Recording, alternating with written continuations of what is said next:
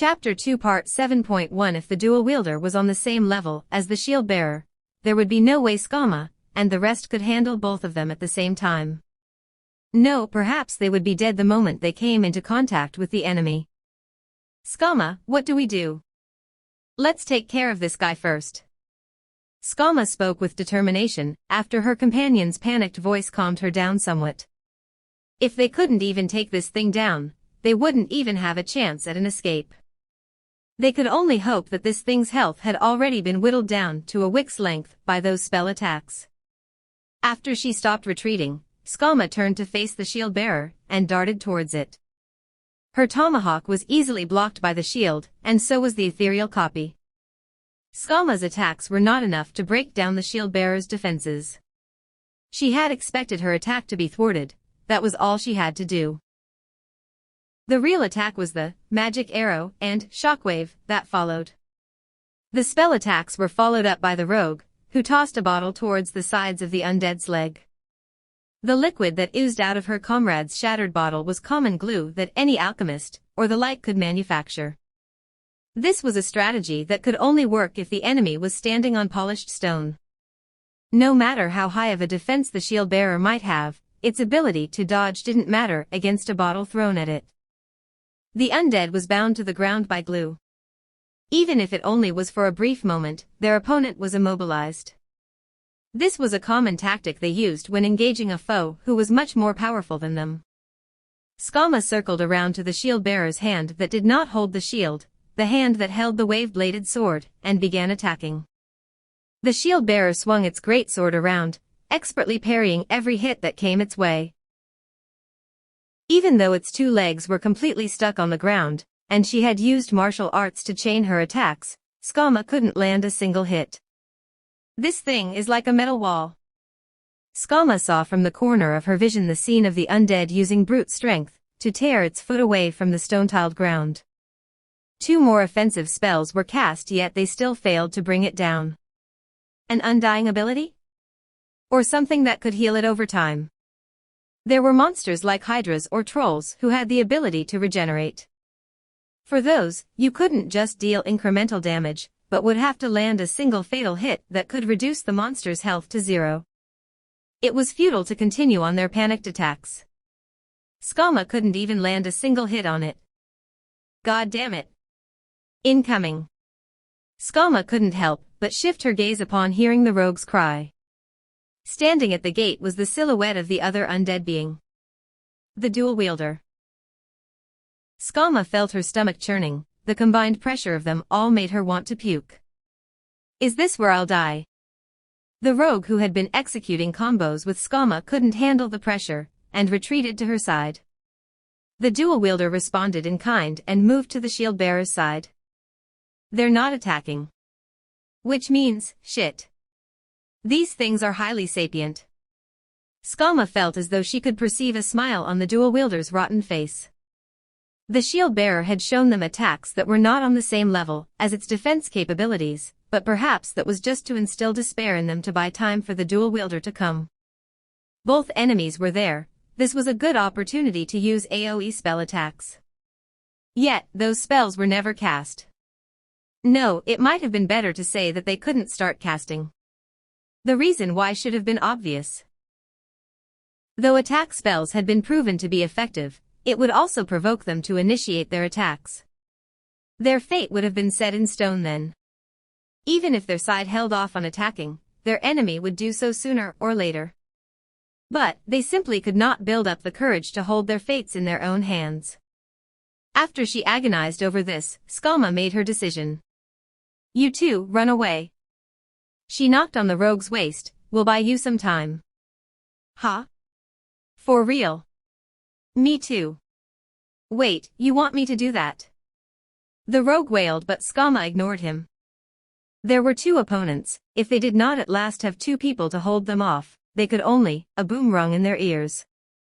Huh? The undead in front of them, the shield bearer's head had been pierced by what looked like a long needle. Wait, no. What pierced through the shield bearer's head was not a needle. The thing that penetrated through its skull, and was now embedded into the stone tile below, was something about the size of an index finger. That meant that that thing was so fast that Skama's kinetic vision could not see it flying through the air at all but could only pick up its afterimage, which looked like a needle. The shield bearer shook, its feet trembled as they stomped on the tiles below, barely allowing it to stand up. Perhaps it was only because it was undead that it could remain standing even after its head had been pierced. Skama and the others couldn't help but shift their vision away from the enemy in front of them and look towards where that attack originated from. The undead did not attempt to attack them during this time, as they were also looking towards the same direction. Another attack pierced the shield bearer's head again, and with that, the giant frame of the shield bearer crumbled. It only took 2 shots. No, perhaps it was because it had already taken so many spell attacks, and was already weakened. But, who could accomplish such a thing? The silhouette of a man could be seen in the air. What? Whose voice was that? Was it Skama herself's, or was it her companion's? She was so shocked that she could no longer tell such a simple thing. In front of them was an armored giant. An approximately 3 meters tall being clad in an odd, blood-red armor flew in the air. In his hands was a pipe-shaped object which he held like a crossbow. Perhaps that was what those index finger-sized things came out of. Because it had attacked the shield bearer, they could conclude that it was not their enemy, even if it wasn't their ally either. Skama and the others slowly moved away from the dual wielder. If they were to be caught up in their battle, she knew for sure that they would meet their ends right there. Perhaps the dual wielder had already lost interest in Skama's group, or perhaps it was because the armored giant in the air was the only threat worthy of its attention. Whatever the reason was, it did not attempt to halt their retreat. And then, the battle began. It was the dual wielder's turn. It threw one of its swords.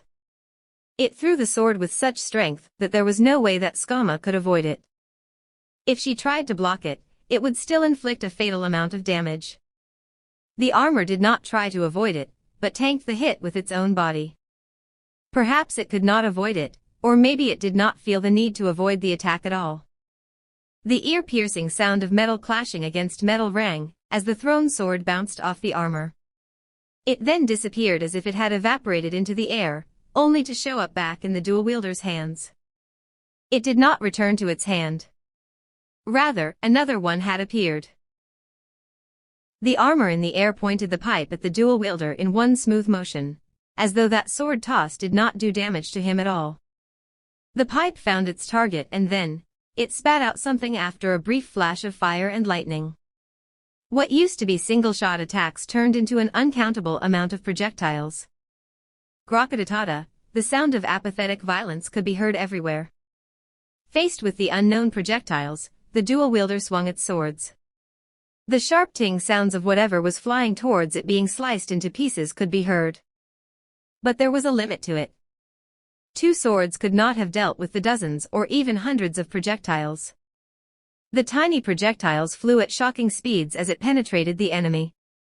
The dual wielder started twitching as though it had muscle spasms, and like the shield bearer before it, it disappeared. The 2 undead beings had vanished in a blink of an eye. Skama was truly, from the bottom of her heart, speechless. To be honest, she had no idea what had just happened. But Skama understood one thing, that armor was mind-bogglingly strong, stronger than everyone she knew. She couldn't stop blinking. Nothing about this felt real. It was hard for her to accept that they had been saved. Their despair and readiness for self-sacrifice were shattered so easily, her mind could not keep up at all. What the hell is that? Hey, isn't that a plate from the Adventurers Guild? Huh? She squinted her eyes to focus on the details after the rogue had said that and saw that on the neck of the armor, though she could barely make out its shape, was a necklace that held a metal plate. Though it was about the same size as Skama's, it looked minuscule on that giant figure. As expected of a rogue to notice something that she would have missed. The metal plate on the necklace was of a color that she did not recognize. She had seen the color of orichalcum before, so by the process of elimination this was an adamantite-ranked adventurer? There were 3 adamantite-ranked groups in the kingdom, and the color of the armor made her realize which team it was a part of. Perhaps this is someone from Red Drop. Upon hearing Lillinette's question, Skama replied, should be. If this was someone from Blue Rose or Darkness, she would be ranting about why they would choose this hue for their armor. The floating armor turned its back to Skama. Wait. The armor responded to her voice and turned around slowly.